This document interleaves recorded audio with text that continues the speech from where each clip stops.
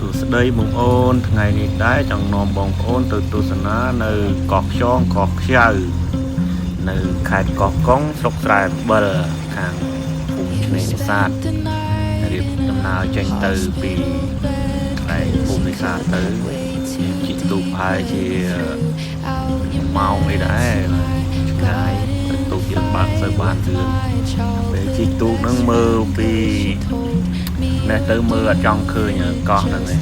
ឆ្ងាយដែរ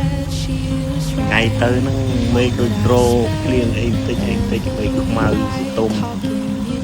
ហើយលើទូកហ្នឹងសិតតែម៉ោងដាក់ក្តាមដាក់អីហ្នឹងបងប្អូនតិចតែច្រឡំថាទៅនេសាទក្តាមគេអត់ទេទៅលេងឯងខាងកងទូកទៅជូនទៅលេងនៅខាងកោះខ្យងកោះខ្ចៅដែលគេល្បីនៅខាងកោះកុងស្រុកស្រែបិលហើយក៏មានដាក់ជាក់ទៅទូកជាតាមផ្លូវបដាអីណាទៅដូចវាមិនទៅឆ្ងាយអីប៉ុន្មានដែរទេត្រឹមតែប្រហែលជា 4-5 គីឡូប៉ុន្តែទូកវាបើកទៅបានលឿនយូរដែរហើយកំពុងពេលជិះទូកហ្នឹងមើលទៅឃើញទូកនេសាទគេនៅកដាទៅមកតែអ្នកជិះទូកហ្នឹងក៏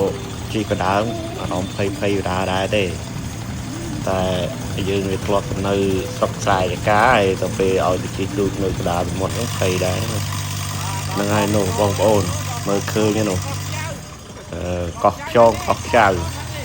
តែក៏ពិតគេហៅកោះខ្យងទេប៉ុន្តែខ្ញុំដាក់បន្ថែមមួយទៀតទៅព្រោះអីកោះវានៅជាប់គ្នាពីរដល់ពេលនេះខ្ញុំហៅកោះខ្យងមួយកោះខ្យងកោះខ្ចៅហ្មងទៅឲ្យបាក់ហើយ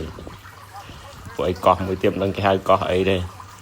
ដូចបងប្អូនដឹងហើយតែមានខ្យងមានខ្ចៅអញ្ចឹងវានៅជិតគ្នាអញ្ចឹងកោះខ្យងកោះខ្ចៅនេះទេសភាព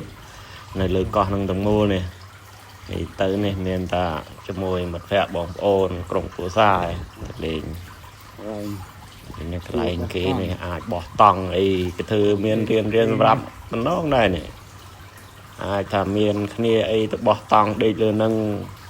បានមកយប់ពីយប់អីក៏បានដែរមើលទៅម្ដងជាលើនឹងទៅកាត់ stress ហ្នឹងទៅមានគូសង្សាយទៀតកាន់តារោមបន្តិចនេះនឹងពេលយប់អីនឹងកាន់អារោមបន្តិចទៀតដឹងខ្មោចផងឯដឹងម៉ែដូចស្ងាត់ដែរមើលនេះឲ្យសោយខ្មោចលងក្នុងតង់ទៀតគឺអញ្ចឹងប៉ុន្តែខ្យល់ត្រជាក់ល្អទេសភាពអីក៏ស្អាតដែរ